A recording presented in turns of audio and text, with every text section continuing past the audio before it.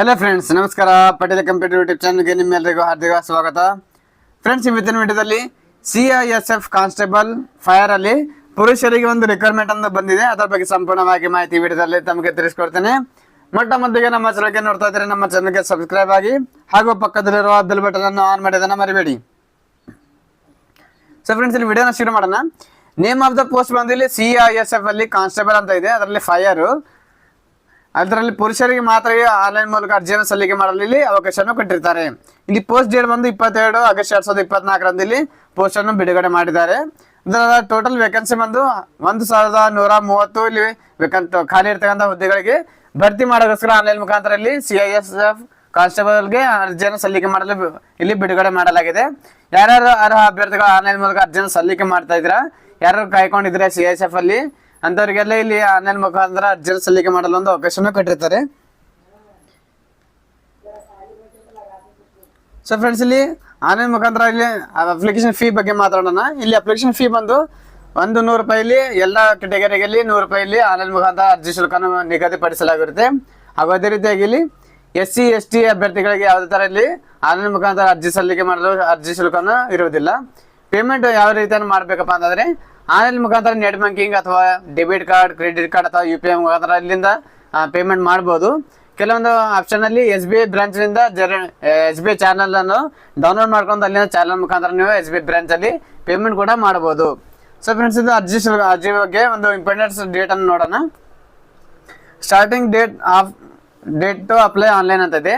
ಹಾಗೂ payment fee ಅಂದ್ರೆ ಅರ್ಜಿ ಆನ್ಲೈನ್ ಮುಖಾಂತರ ಸಲ್ಲಿಸಲು ಒಂದು ದಿನಾಂಕ ಮತ್ತು ಪೇಮೆಂಟ್ ಅನ್ನ ದಿನಾಂಕ ಕೂಡ 31 ಆಗಸ್ಟ್ 2024 ಶುರು ಮಾಡಲಾಗುತ್ತೆ. ಹಾಗೂ ಅದೇ ರೀತಿಯಾಗಿ ಇಲ್ಲಿ ಕೊನೆಯ ದಿನಾಂಕ ಬಂದು ಇಲ್ಲಿ 30 ಸೆಪ್ಟೆಂಬರ್ 2024 ಇಲ್ಲಿ ಕೊನೆಯ ದಿನಾಂಕವಾಗಿರುತ್ತೆ. ಹಾಗೂ ಅದೇ ರೀತಿಯಾಗಿ ಆನ್ಲೈನ್ ಮುಖಾಂತರ ಅರ್ಜಿ ಶುಲ್ಕವನ್ನು ಪೇಮೆಂಟ್ ಮಾಡಲು 30/9/2024 ಕೊನೆಯ ದಿನಾಂಕವಾಗಿರುತ್ತೆ. ಅದೇ ರೀತಿಯಾಗಿ ಯಾರಾದರೂ ಚಾಲನ್ ಮುಖಾಂತರ ಏನಾದರೂ ಪೇಮೆಂಟ್ ಮಾಡ್ತಾ ಇದ್ರೆ SBI ಬ್ರಾಂಚ್ ಅಲ್ಲಿ 30/9/2024 ಒಳಗಾಗಿ ಒಂದು ಚಾಲನ್ ಅನ್ನು ಡೌನ್ಲೋಡ್ ಮಾಡಬಹುದು. ಅಲ್ಲಿಂದ 2/10/2024 ಒಳಗಾಗಿ ನೀವು ಬ್ಯಾಂಕಿಗೆ ವಿಸಿಟ್ ಮಾಡಿ ಅಲ್ಲಿಂದ ಚಾಲನ್ ಕೋಡ್ ಅಲ್ಲಿಂದ ಪೇಮೆಂಟ್ ಮಾಡಬಹುದಾಗಿದೆ. ಸೊ ಫ್ರೆಂಡ್ಸ್, ಅದೇ ರೀತಿಯಾಗಿ date of application form correction window ಅಂದ್ರೆ ಏನಾದರೂ ಅರ್ಜಿಯಲ್ಲಿ ಅಪ್ಲಿಕೇಶನ್ ಆಗ್ತಕ್ಕಂಥ ಅರ್ಜಿಯಲ್ಲಿ ಏನಾದರೂ ಮಿಸ್ಟೇಕ್ಸ್ ಆದ್ರೆ ಅದನ್ನು ಕರೆಕ್ಷನ್ ಮಾಡೋಕ್ಕೋಸ್ಕರ 10 ಸೆಪ್ಟೆಂಬರ್ 2024 12 ಸೆಪ್ಟೆಂಬರ್ 2024 ಒಂದು ಕರೆಕ್ಷನ್ ಮಾಡೋಕ್ಕೋಸ್ಕರ ಒಂದು ಅವಕಾಶವನ್ನು ಕೊಡಲಾಗುತ್ತೆ. ಸೊ ಫ್ರೆಂಡ್ಸ್, ಅದೇ ರೀತಿಯಾಗಿ ಏಜ್ ಲಿಮಿಟ್ ಅನ್ನು ನೋಡ್ತಾ ಇದ್ರೆ ಮಿನಿಮಮ್ ಏಜ್ ಬಂದು 18 ವರ್ಷ ಇಲ್ಲಿ ವಯಸ್ಸಾಗಿರ್ಬೇಕು. ಹಾಗೂ ಮ್ಯಾಕ್ಸಿಮಮ್ ಏಜ್ ಬಂದು 23 ವರ್ಷ ಒಳಗೆ ಇರಬೇಕಾಗುತ್ತೆ. ಅದಕ್ಕೋಸ್ಕರ ಒಂದು ಡೇಟ್ ಆಫ್ ಬರ್ತ್ ಅನ್ನು ಇಲ್ಲಿ ಕೊಟ್ಟಿದ್ದಾರೆ. ಆ ಡೇಟ್ ಆಫ್ ಬರ್ತ್ ಒಳಗಡೆ ಇದ್ದಂಥ ಅಭ್ಯರ್ಥಿಗಳು ಇಲ್ಲಿ ಅರ್ಜಿಯನ್ನು ಸಲ್ಲಿಕೆ ಮಾಡಬಹುದು.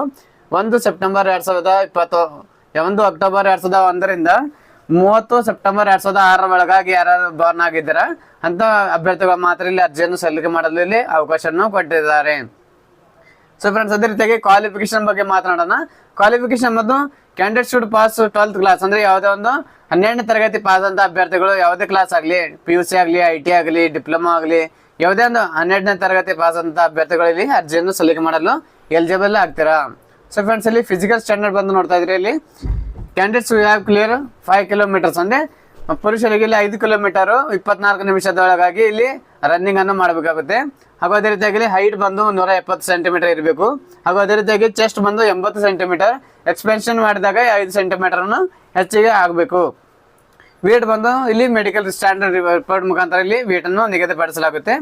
ವೇಕೆನ್ಸಿ ಡೀಟೇಲ್ಸ್ ಅನ್ನು ನೋಡ್ತಾ ಇದ್ರೆ ಕಾನ್ಸ್ಟೇಬಲ್ 1130 ಪೋಸ್ಟ್ಗಳು ಇಲ್ಲಿ ಖಾಲಿ ಇರುತ್ತೆ.